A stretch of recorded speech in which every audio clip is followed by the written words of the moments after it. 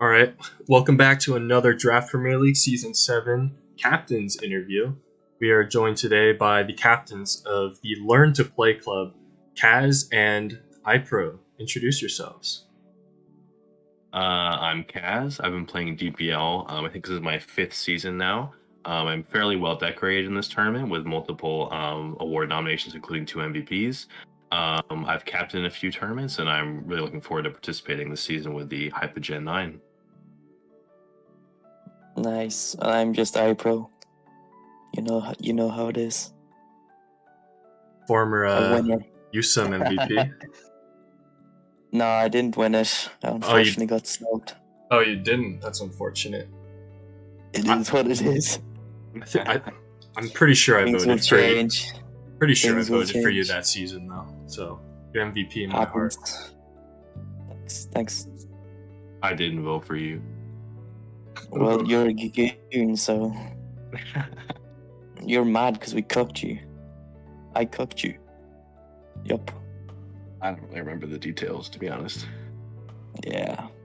Well, now that we've gotten the awkward introductions out of the way, we can move on to some questions I'd like to ask you guys. So the first one is, what are you most excited for yourself and your team going into this new season? Take it away, Khaz. At least for me, I think generally speaking, I've always kind of been highly competitive and into like the team-oriented competitions. But over the last like year and a half, I've kind of become jaded with team tournaments in general. But iPro and I just had like a good Clash of Kings, and really when DPL came around and he asked me to captain, I still felt pretty motivated to compete in that environment. So I think I just feel excited that mentally I'm in the competitive mind state that I've sort of been lacking when it comes to being motivated for team tournaments in general. So it's going to be nice to get back into it like I had in Season 2 and Season 3. Nice. Well, I'm just excited to win the SM MVP that I was snubbed of. Personally, that's it. And win the chip. It's pretty Those are good goals to have, and yeah, it's pretty straightforward for me.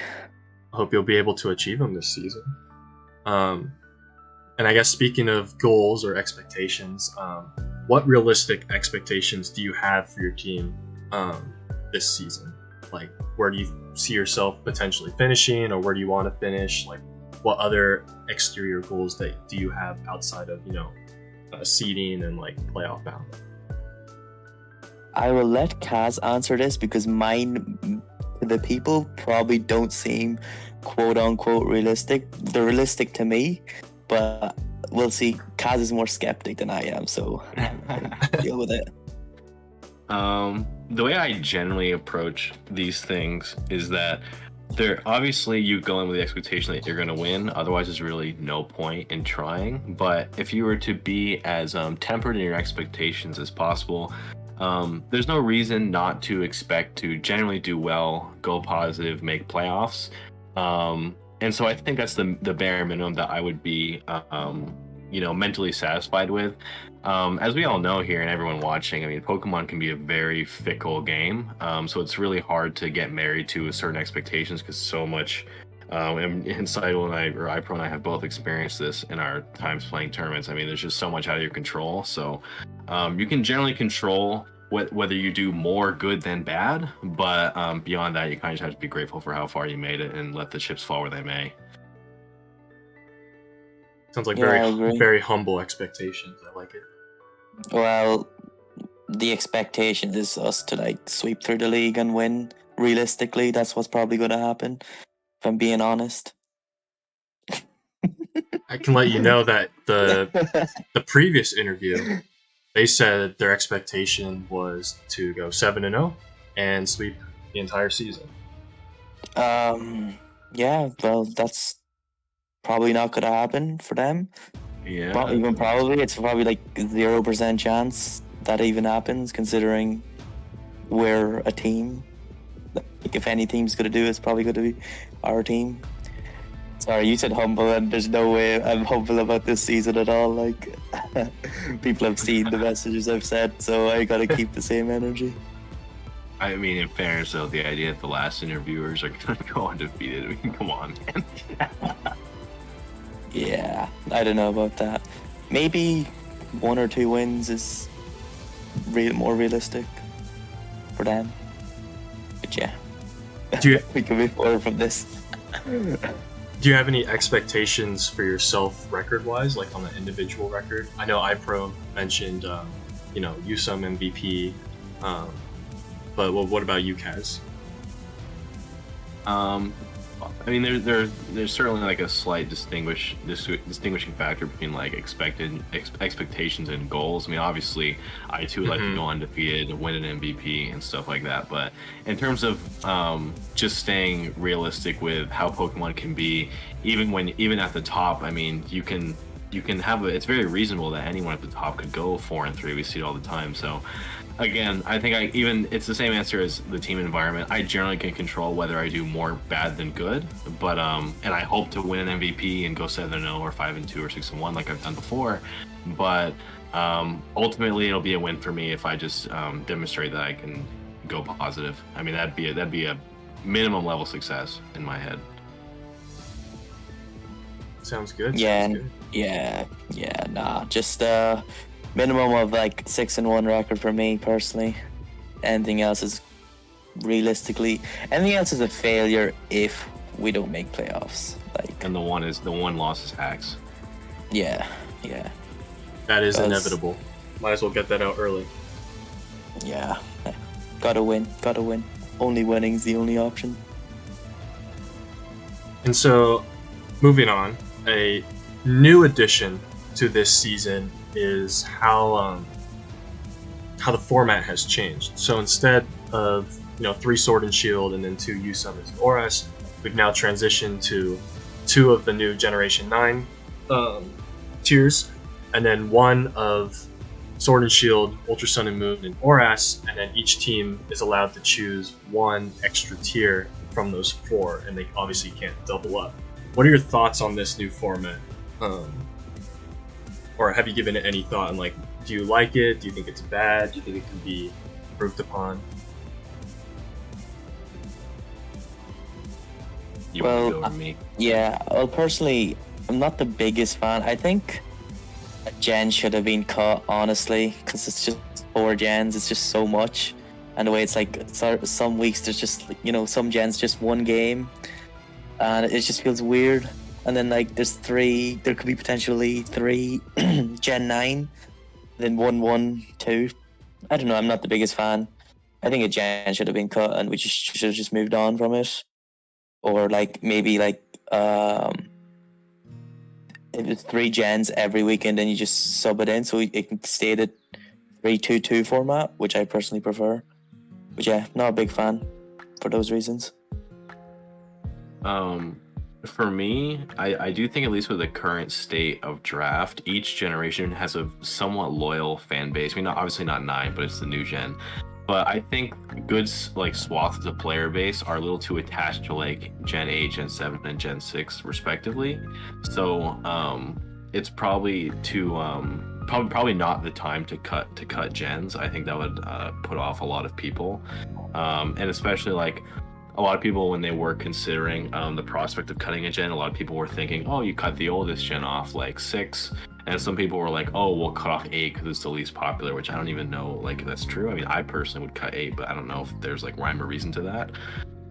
So I just think making that decision to cut probably alienates a good portion of the player base in a way you probably don't want to do for DPL. That being said, incorporating 4 formats is always going to be difficult. The 2-1-1 format is weird, but I think that was kind of inevitable. One thing I had considered is that you still kept the 3-2-2, but the higher seed at the time would like ban a format entirely. I couldn't tell you that that's like necessarily better. That probably feel just as kind of weird. So yeah, I definitely think the 2-1-1-1 is strange, but I mean, it is what it is. I don't think there's a clear cut like obvious better way to go about the situation. Yeah, and It's great to hear your thoughts on it because I've heard varying opinions on this, especially cutting the older gen, cutting the most recent gen, which was 8. But yeah, since this is the format, do you like any potential strategies that come with, selecting a given tier based on like a team matchup against, like, say someone is stronger in Usum, you try to avoid that. Obviously, they'll choose that themselves, but you try to choose a tier they're potentially weaker in. I don't know. I feel like it also influences how you auction, like who you pick up. You kind of need a well-rounded team across all 4 generations. I don't really count 9 since it's the newest generation, but you kind of need that well-rounded roster that can be, fluid and play in any of the 4 formats. Yeah, I think there's 2 points on that too. Is that one, it permits a lot of people to be a lot more flexible with the formats they play, which for some people they like to stay in one tier, and for others they kind of want to mix it up.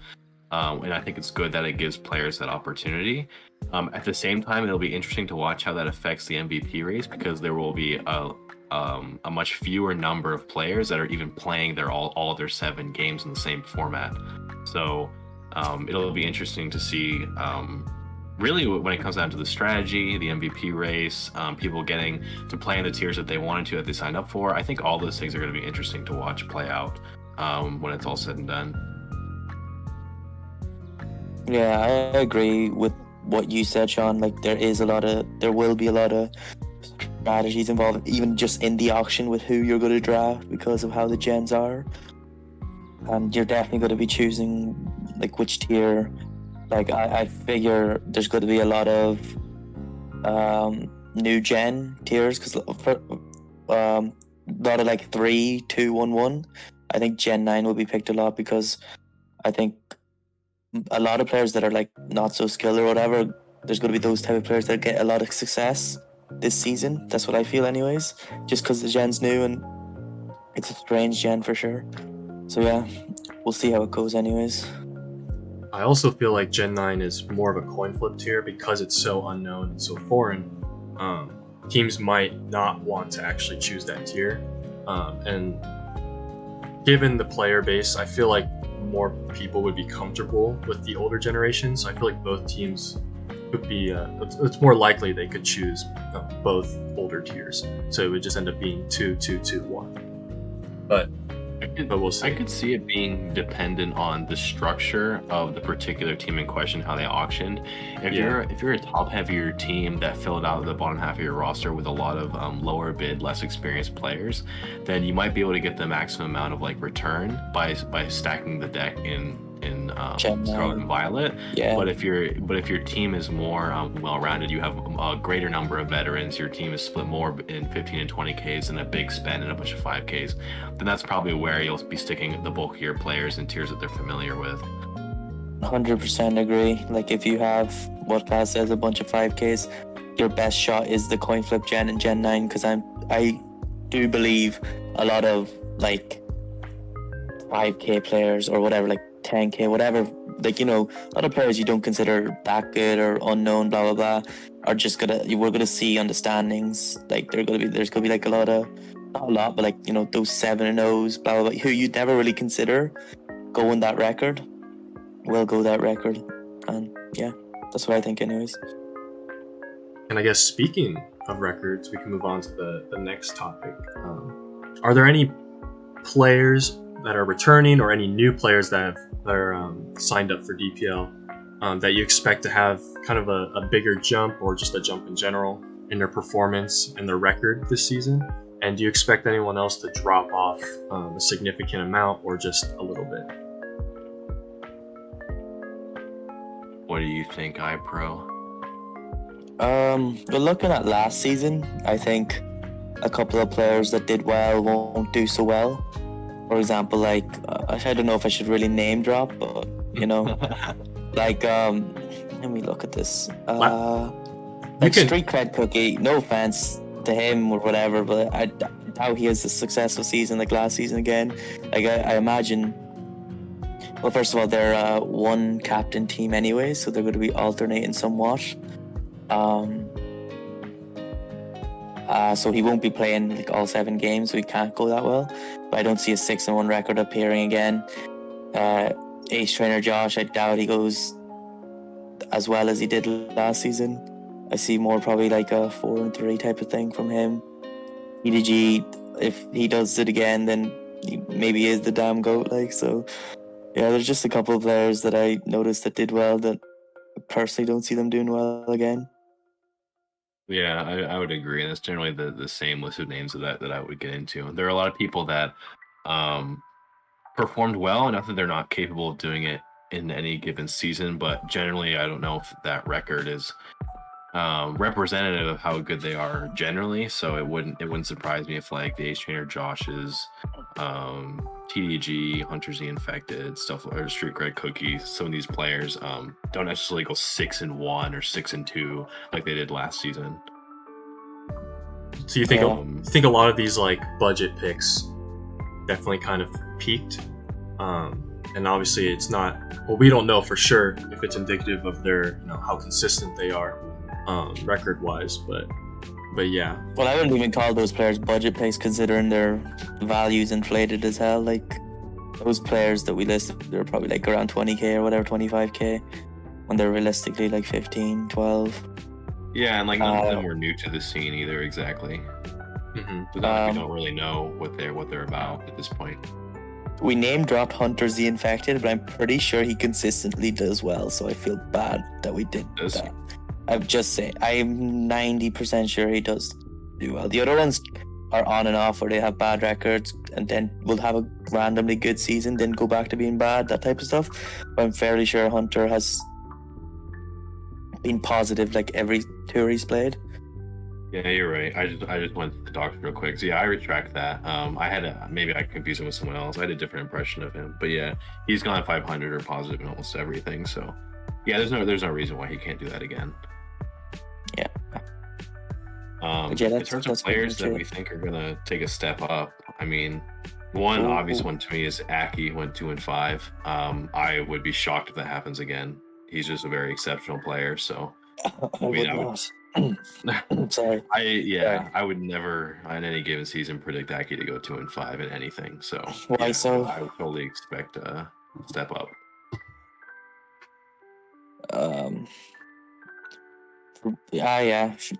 I don't think I should comment on that, to be honest. Okay. Because I've never seen Aki done well in anything I've been involved in, so my expectations are pretty much the same. Probably a 2-5 record again, realistically. Right. Are there any like new names on the sign up list that caught your eye that you think, if they got drafted, they would do very well this season? I'm not too in tune with the community, so I only know really the old people. So I wouldn't really know. I don't really know all these new signups that well to like project their record or how well they do. I don't think that'd be wise for me to answer, truthfully. Yeah, given the auction hasn't happened yet. Yeah, that too. I definitely have answers, but yeah, it's probably not the time. Yeah, keep your secrets to yourself. But moving on to the next topic. Describe yourself or your style of captaining in one word. Winner. All right. I would say professional. Would you like to elaboration on it? Yeah, if you want to elaborate on it, you can. I guess what experiences have you gone through to make you settle on the word professional or settle on the word winner? Well, for me individually, I've only been winning, so I'm not saying winner as in like winning the whole thing. Like I've been winning, because I haven't even won a DPL chip yet.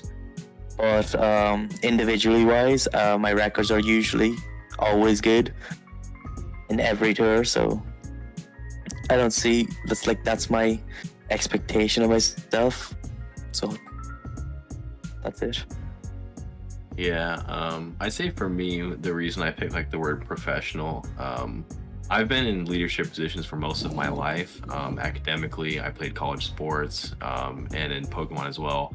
And I think over the years, I've acquired a lot of experiences that have um, instilled a lot of values that are good for like managing people, but also it gives you an appreciation for um, how vital it is for the person at the top to really be meticulous and particular about things like procedures, how things are run, expectations, accountability, and stuff like that.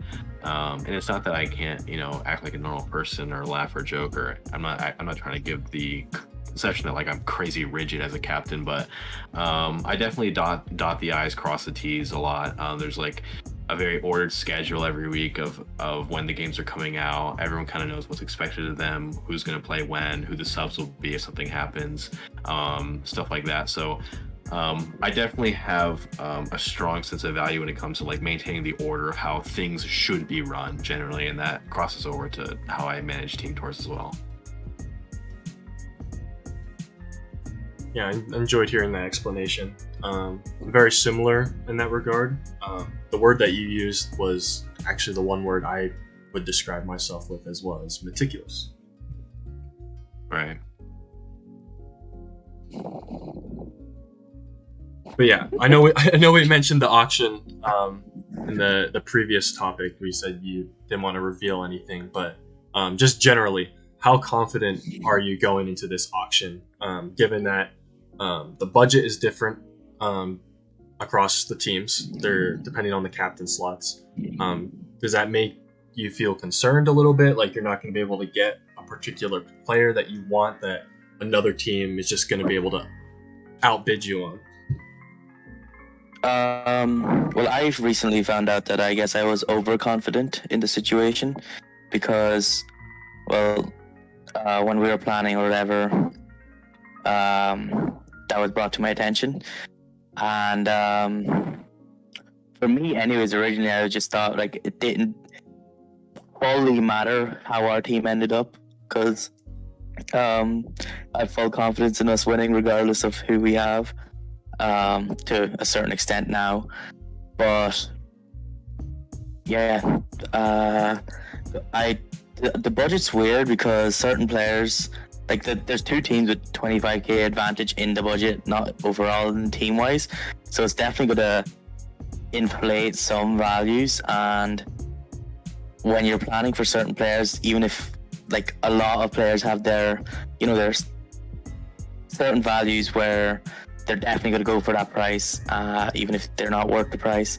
So it really affects how you can plan your overall roster, like having an overall coherent roster in terms of gens and everything like that. I kind of got lost in rambling, if I'm being honest. So let Khaz take over.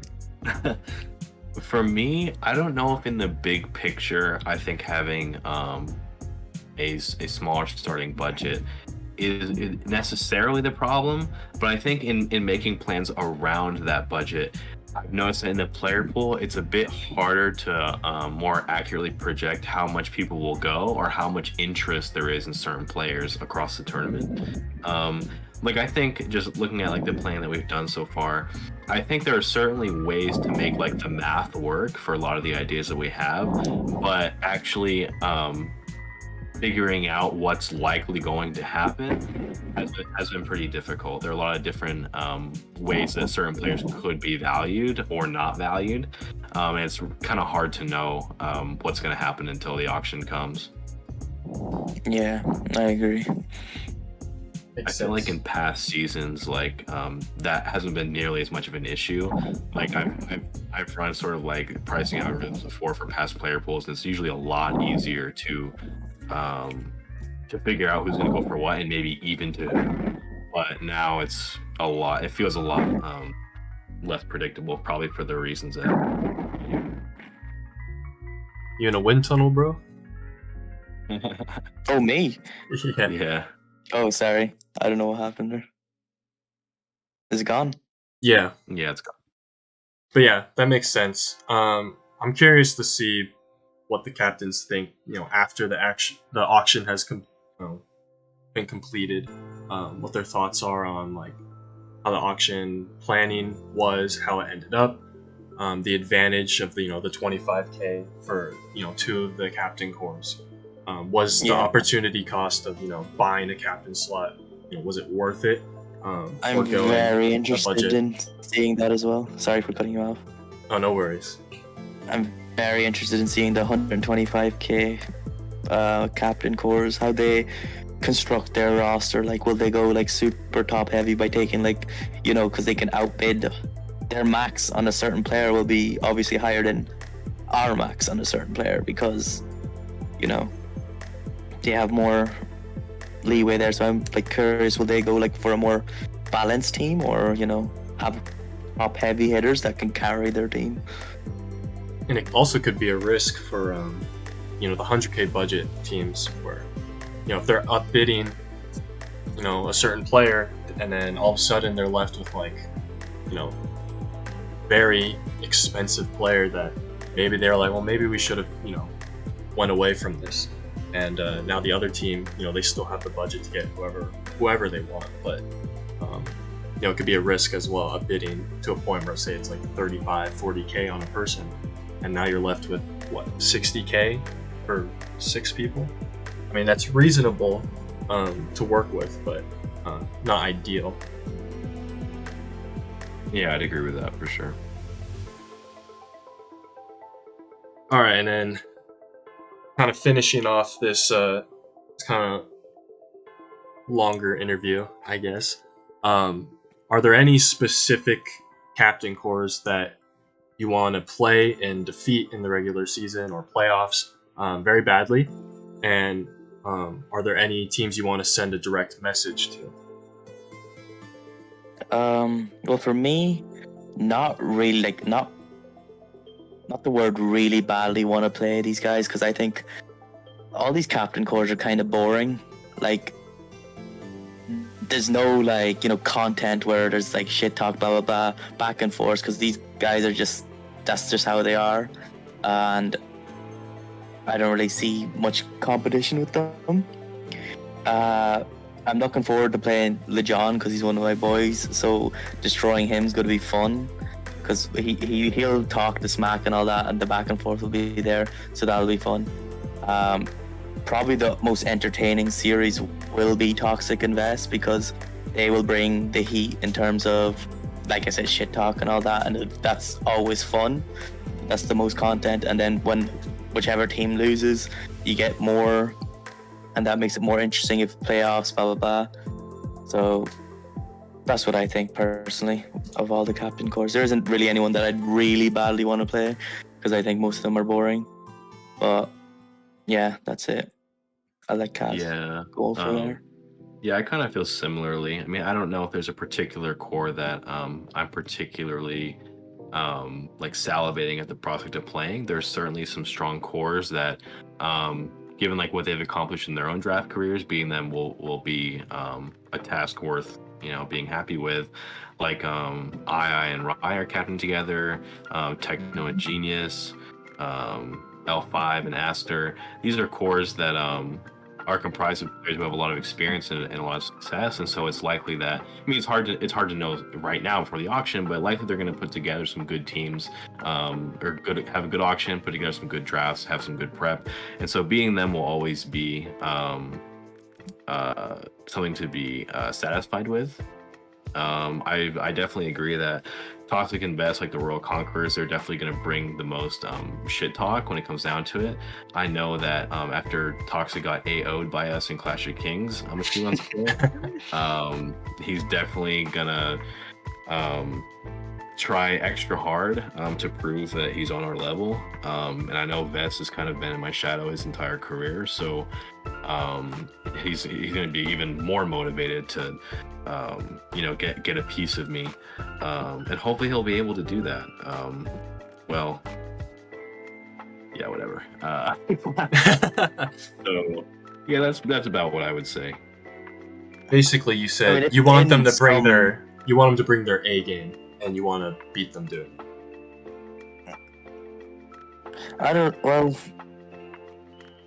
we're gonna beat them regardless. So I don't even know, like, it matters what they bring. I'm just there for the entertainment. Like when they inevitably talk shit and then they inevitably lose, like Toxic has done in the past. It's just funny. It's, funny to see. Yeah, like I expect their A game to come, but who knows like what that's even gonna look like by the time we meet up in the tournament. Like honestly, who even knows? I just hope it's not a dead series. Like they're like we play them like week 6, week 7. They're dead in the water, and then it's just like, okay, that series is ruined because, I hope it's something like it's their playoff. They're fighting for a playoff spot or something like that. We just take it away. Yeah, I mean they bought both captains, so if Veth ends up being a 25k player that goes 1-6 again, I mean it's not going to be much of a competition. So we hope we get a good game out of it, but who knows what it'll actually be when it's all said and done. Yeah, I know some captain cores are just going to be tame regardless, but I do hope some of them take the step to try to, make it more interesting, introduce the shit talking.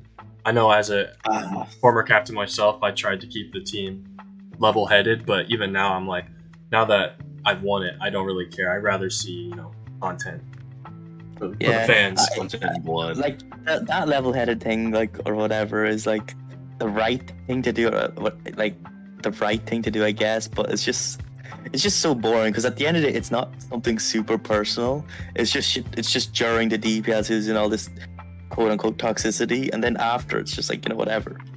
So I don't know. I think it's good to keep your team level-headed in terms of like in the server, going about how they prepare and stuff like that. But there's definitely a place for really giving yourself an extra competitive edge when you're going out in the server, interacting with your opponents in the war room and stuff like that. You can do both at the same time. Yeah, I agree. But it also makes the wins even more satisfying when either party talks shit and they lose. Like if I'm talking all this shit, all this smack to your team, the team gets heated, and then I lose, like they're going to be very happy with that. You know what I mean? But none of these teams are going to do that. Like these teams, the top teams that are going to have success, IRI, L5 Aster, Zing Tech, maybe Zing and Tech will just because like we know them a bit better, so they'll banter with us. But all the other teams are just going to be like, very, what's the word? Like professional, I guess. I don't know. LeJon brings the heat. LeJon, I already said LeJon's probably the series I'm most looking forward to. I said that at the beginning because humiliating him is going to be very fun after all the shit he's talked. Yeah, I hope I just see a fair amount of instigators, trying to rile up each team. It'll be fun. It also depends on the players drafted. So, some players drafted, you just let them. As a captain, I'm gonna just let my players do their thing. Well, Khaz can do whatever. I'm letting them do their thing. If they're talking shit, I'm there. I am there. I guess this is a little addition.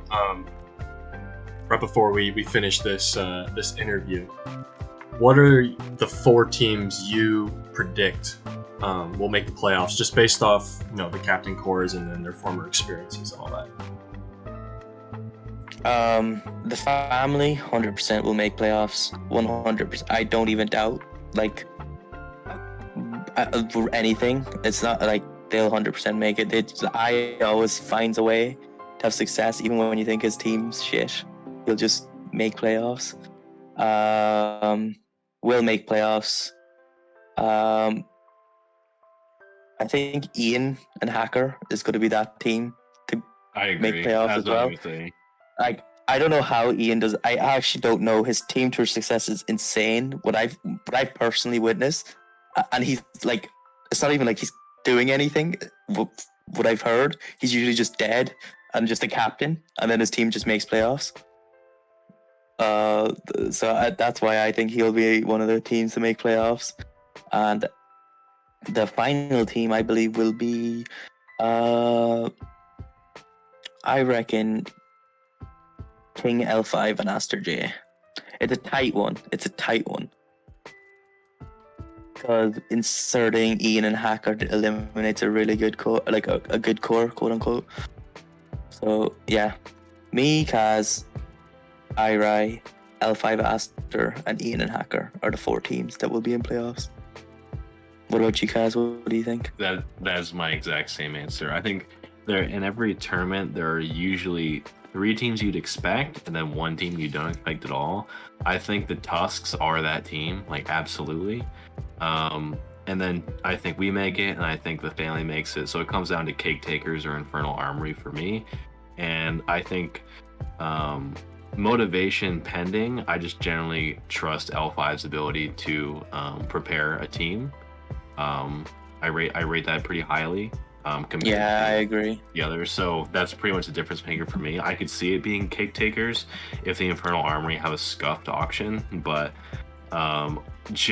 making a prediction today, I agree with you with the same 4 teams. For me, Cake Takers and Royal Conquerors are tied. I might give Royal Conquerors a slight edge actually, because as much shit we talk about them, Toxic has been consistently successful in his past 3 tours, I believe. Yeah, he's no joke for sure. I think I predict he'll have less success this season individually, but I also can't take away from the fact that he's consistently done well. So for me, it's tied. Actually, for me, it's L5's team has slight edge over Royal Conquerors, and Royal Conquerors have not slight edge, actually. I think they have a big edge over Tech and Zing, because that consistency can stay, I believe. Yeah, you might be right. And Tech's history of disappearing might make another appearance. You know what I mean? Yeah, I forgot about that. As you were talking, I started to think that. I'll ask Sean, what do you think the top 4 teams are? I actually haven't personally thought about this. That's a lie. I mean, I've had some idea, but I haven't really created a list. I probably would put family, because I obviously personal bias. I've experienced captaining with Rai. I know what he's capable of and the success he's going to be able to attain. Yeah, I'd be shocked if the family didn't end up a top 4 seed, because they've both consistently done well in most tours. Playoffs wise, I'm pretty sure I makes playoffs every DPL season. I'd probably say your team.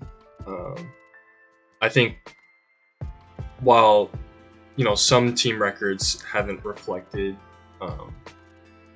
what you're capable of, I feel like Khaz has loads of experience that he can build upon, and I feel like this will finally be that season where he finally pushes his team back into the postseason, at least for DPL. And you're coming off a big win in Clash of Kings, obviously, and then obviously you, iPro, you've had tremendous individual success.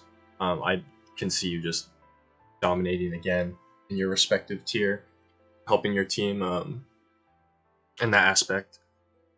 And then the other ones, I'm not sure. I feel like it's very difficult to choose. I have some reservations about L5 and Aster, just from personal experience. Cake Takers, I'm not too sure. I teamed with Zing when he was a captain in season 2, but I haven't really seen him since then.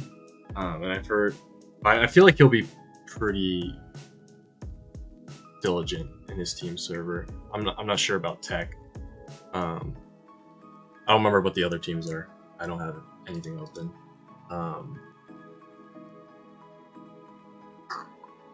Fair enough. I think Hacker Ian will make it, because like you said, there's always that one team that breaks the mold and gets into the playoffs. A team that you don't expect. It's always an Ian team as well, pretty much. And I think the stat is Ian, every time Ian has captained the team, they have always made the playoffs. So I'm not gonna break away from that trend. And then I probably will just go with your same four. I'll go with Infernal Armory, captained by 2 former MVPs. I think Aster will be kind of a great captain, but he definitely needs someone to help keep him in check. I think L5 is a perfect level-headed pairing to do that. But yeah. What do you think of the Highjumpsean Offseers? I don't know. It'll be interesting to see because they're one of the teams that has 1 captain slot. They have more budget, to potentially, have a more top-heavy draft. Draft. I don't know. I think it really depends who they actually, spend their budget on. Like, who are they absolutely gonna get? Who do they actually want? It's hard to say. Because I think you mentioned it earlier. It's really hard to gauge what captain pair, what are the captain's interests in particular players and how much they're willing to spend based off the imbalance in the budget. I think their team is going to be really dependent on how they draft in the auction. I'm also interested to see how the 1 captain thing goes between them. Are they going to alternate, or are they going to do the correct thing and just let the better player play the first 3 weeks at least, because they're the most important? So that might affect something. If they're if they play 1 week, the other guy plays the other week, when there's a clear difference between them in ability. It'll be interesting for sure. It'll be an interesting season, I think. Interesting auction. Yeah, that's it for me. You have anything else you guys want to bring up, or you feel satisfied? I think we covered a lot of ground here. Yeah, this was definitely a longer interview compared to the other one. Almost double. Jeez, my bad. No, it's great. I appreciate all the, telling me what's exactly on them.